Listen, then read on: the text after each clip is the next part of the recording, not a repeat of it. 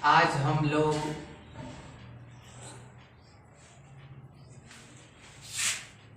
Online class में CO success study centre Chausa आप सभी का हार्दिक स्वागत करता है, अभिनंदन करता है। क्लास 10 मैथ में दो चरों वाले रैखिक समीकरण युग्म पढ़ेंगे। इसको हल करने के लिए इस तरह का दो विधि होता है। पहला होता है ग्राफीय विधि या आलेखीय विधि, दूसरा नंबर होता है बीजगणितीय विधि।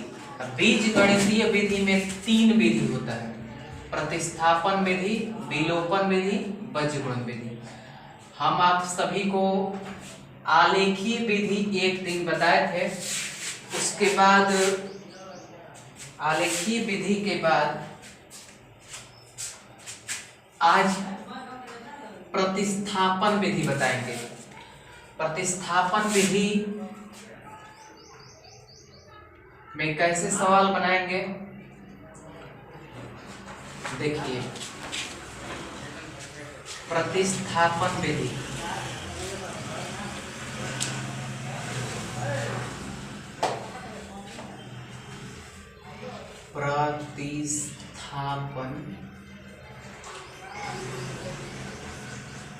विधि एक सवाल ले लिया जाएगा जिसमें 2x + 3y = 12, x + y = 5 ये सवाल है।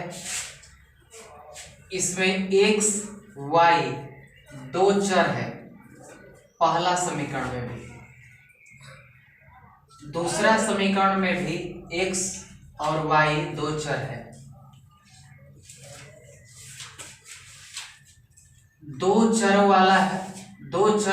वाले दो समीकरण है, इसीलिए इनको युग्म कहा जाता है। पेयर्स है, दो चरों वाले रैखिक समीकरण का युग्म है। इसको हल करने के लिए सबसे पहले लिखते हैं समीकरण 1 से।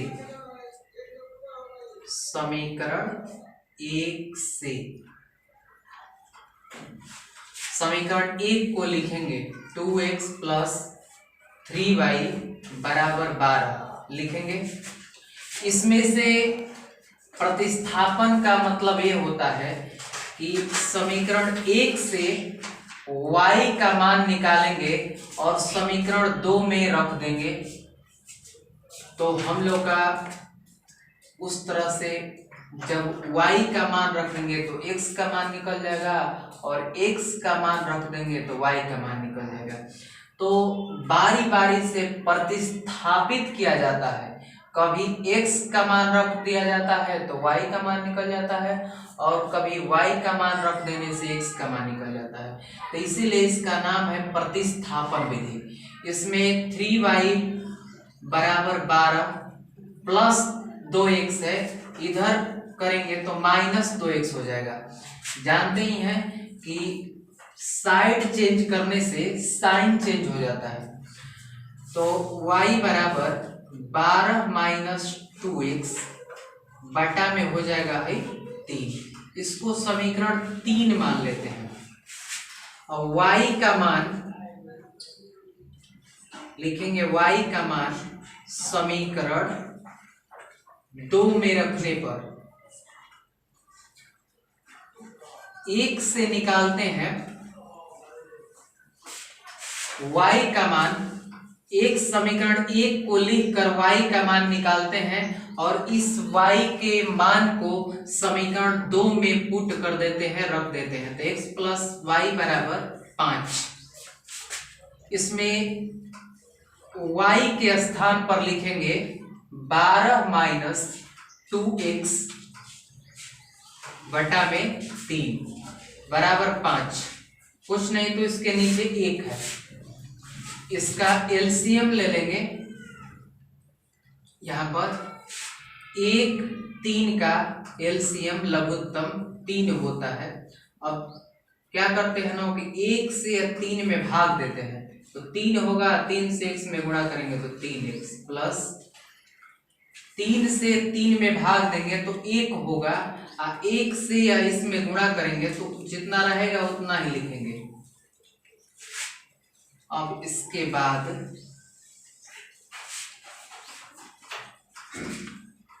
इधर इतना तक है ना टोटल, तो यहाँ पर 3x में से 2x घटा देते हैं तो x हो जाएगा, 3x में से 2x घटाएंगे तो x होगा प्लस 12 लिखेंगे। अब बटा में जो है ना 3 यही लिखेंगे, बराबर पर क्या है 5 के नीचे देखिए कुछ नहीं है तो 1 लिखते हैं। अब इसमें तिर्यक गुणा करते हैं, x प्लस 12 यहाँ पर हो जाएगा बराबर 5 से 3 में गुणा करते हैं, पंक्ति आई 15, x बराबर 15 प्लस 12 है, इधर आएगा तो -12 होगा। x बराबर देखिए 15 के आगे प्लस है, 12 के आगे माइनस है, तो प्लस माइनस को घटाते हैं, 15 में से 12 घटाएंगे तो 3 होगा। तो इस तरह x का मान आ गया 3। फिर लिखते हैं यहाँ पर कि x का मान जो आया है, x का मान 3 आया है ना, तो x का मान समीकरण रख देते हैं इसमें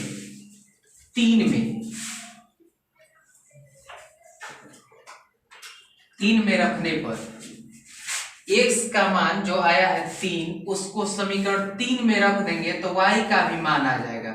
देखिए 12 माइनस 2x बटा में 3 है, इसमें 12 माइनस 2 है, x के स्थान पर 3 लिखेंगे, बटा में 3, 12 माइनस 2 से 3 में गुणा करेंगे, 2 3 6 बटा में 3, 12 में से 6 घटाएंगे 6 बटा 3, 3 से ही कट जाएगा, 3 दूनी 6, 2 आ जाएगा। तो देखिए y का मान आ गया 2।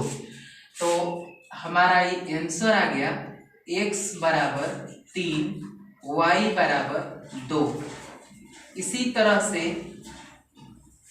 कोई भी क्वेश्चन ऐसा 2 चर वाले रैखिक समीकरण युग्म का इस तरह का प्लस प्लस वाला रहेगा तो इसी तरह से बनाएंगे।